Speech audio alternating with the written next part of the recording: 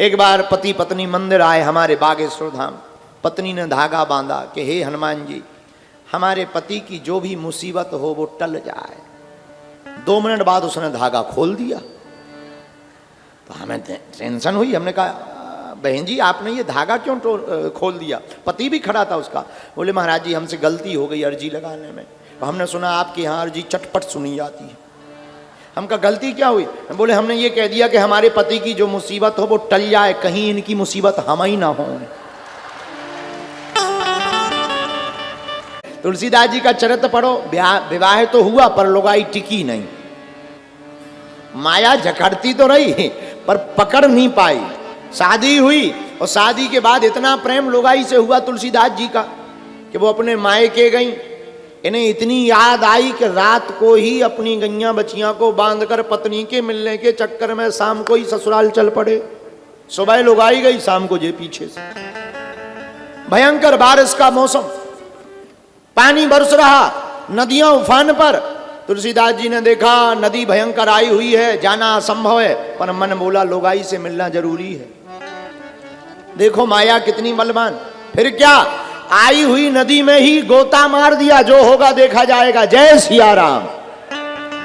कूद गए नदी में, डूबने लगे। भगवान की माया। एक बहता हुआ मुर्दा जा रहा था, लकड़ी समझ करके तुलसीदास जी बैठे हैं मुर्दे पे। लो बताओ, लकड़ी है, मुर्दे पर बैठे। भयंकर पीप, फूला हुआ मुर्दा पानी में। शरीर पानी में डाला जाए तो फूल जाता है। भयंकर पीप, दुर्गंध। लेकिन पत्नी की इतनी याद कि दुर्गंध भी सुगंध लग रही। देखिए कितनी खतरनाक है ये माया। अब विचार कर लो जिनकी लुगाई है। इसलिए हमने जो है धागा खोल दिया है। हम कहा नहीं आप समझदार हो। कितनी खतरनाक होती है जरा विचार करो।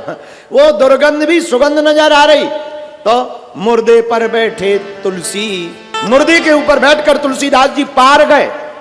अब पार गए ससुराल। दीनबंधु पाठक के घर पर रत्नावली नाम की कन्या से इनका विवाह हुआ था। ससुराल के मकान में पहुंचे, ऊंची अटारी, मकान बंद, दरवाजा कौन खुलवाएंगे? ससुर जी पूछेंगे क्यों आए हो? सुबह ही तो बेटी आई, शाम को तुम लेने आ गए। लड़ाई और हो जाएगी, तलाक हो जाएगा। अब पत्नी से मिलना है। पत्नी ने बता रखा था कि हम अपने घर में छत वाले ऊपर वाली अटारी के कमरे में रहते हैं। इन्हें ध्यान तो था ही। अब चढ़े कैसे ऊपर? रस्सी है नहीं है, ऊंचाई लंबी है। लंबे लंबे काले नाग लटकते ऊपर से। तुलसी देखे नीचे खड़े होए भूपर से। भू पर खड़े होकर, भू मतलब पृथ्वी, पृथ्वी पर खड़े होकर के देख रहे तुलसीदास। लंबे लंबे काले नाग लटकते हुए समझ गए कि पत्नी को पता चल गया हम आ गए, सो रस्सी या फेंक दी। सांप को ही पकड़ के चढ़ गए। देखो काल को भी हाथ में लगा लेते हैं ये पति अपनी पत्नियों के लिए गले। बताओ कितना टूट प्रेम। काल को भी हाथ में ले लें। तुलसीदास जी काले काले नांग पकड़ करके अंदर गए, पत्नी को जगाया। पत्नी बोली महाराज इतनी रात को अंधेरे में क्या कर रहे हैं? पति बोला आपकी बहुत याद आई, याद के बिना हम रह नहीं पाए, आ गए। पत्नी को बड़ा पछतावा हुआ। आए कैसे? पूरी कहानी बताई। जब शरीर का हाल देखा, मुर्दे के खून को लथपथ देखा, मुर्दे के खून लगा, दुर्गंध आ रही। अरे राम राम राम राम, आपको दुर्गंध नहीं आ रही? तो तुलसीदास जी बोले हमें तो तुम्हारी याद की सुगंध आ रही। पत्नी बोली ऊपर कैसे चढ़े? अरे तुमने रस्सी लटका रखी थी। पत्नी बोली हम और रस्सी, वो भी तुम्हारे लिए। जब दिया सलाई जलाई, पुराना जमाना, दिया सलाई ली, प्रज्वलित किया, दीपक जलाया और जला के देखा काले काले नाग लटक रहे। बोले जय हो महाराज। तुलसीदास जी बोले देखो कितना प्रेम करते हैं, पर धन्य है पत्नी। पत्नी ने कहा महाराज जितना तुम हमारे इस हाड़ मांस के पुतले से प्रेम करते हो, इससे आधा भी प्रेम अगर रघुनाथ से किया होता तो आज रघुनाथ जी तुमको प्राप्त हो गए होते। पत्नी की ये बात चोट कर गई और हाथ जोड़कर तुलसीदास जी कहते ते मुरी तिरिया जन्म की माता तेने ज्ञान दयो है।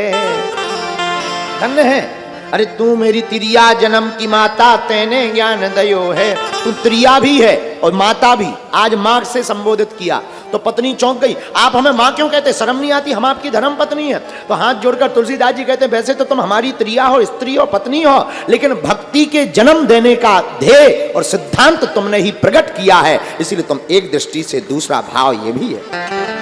तो ते मुरी त्रिया जन्म की माता, तेने ज्ञान दयो है। और तुलसी कहे सुनो मई, तुलसी कहे सुनो श्री रघुवर, तुमसे नेह जुड़ो है। अब राम जी से नेह जुड़ गया। जाने लगे। पत्नी बोली कहां जा रहे? अब बोले अब काम हो गया, तुम अपना जीवन देखो, अब हम चल रहे हैं, अब लौट करके फिर कभी प्रभु कृपा करेंगे तो जय जय होगी। हमें आशीर्वाद दो कि हम अब जहां जा रहे अब सही जगह जा रहे, अब हम जहां जा रहे सही जगह जा रहे। पत्नी बोली कहां जा रहे? बोले जहां जाने के बाद व्यक्ति लौट के नहीं आता है। जहां कहां जा रहे? बोले जहां सबको जाना चाहिए हम वहां जा रहे। हम वहां जा रहे जहां बड़ी देर से जा रहे। जाना पहले चाहिए था, प्रभु के दर पर हमें पहले आना चाहिए था। वासना की जगह अब उपासना के पास जा रहे। पत्नी प्रसन्न हो गई। तो हमारे प्रियजनों, धन्य है ऐसे तुलसीदास। तुलसीदास धन्य है जिन्हें भगवत भक्ति का ज्ञान प्राप्त हुआ। और फिर क्या, उन्होंने ऐसी रामायण लिख दी कि बड़े बड़े कवि हुए, कवियों में महाकवि, पर पार नहीं पायो हुलसी के तुलसी का।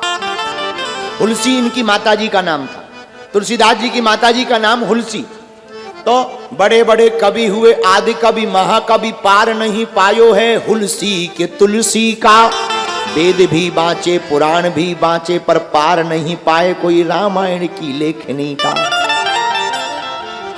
रामायण की लेखनी का कौन पार पाएगा?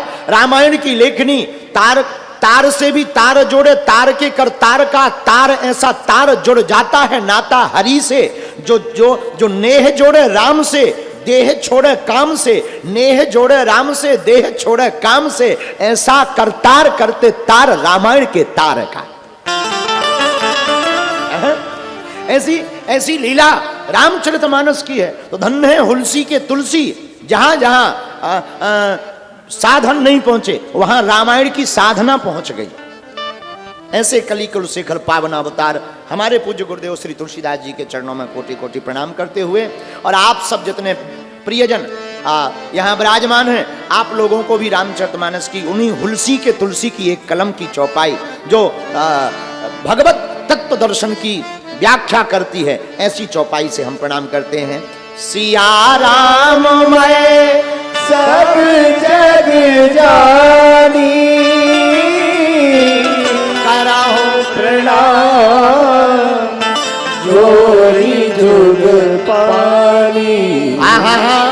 कराओ प्रणाम जोरी जुग पानी। सीताराम सीताराम सीताराम गाइए। सीताराम सीताराम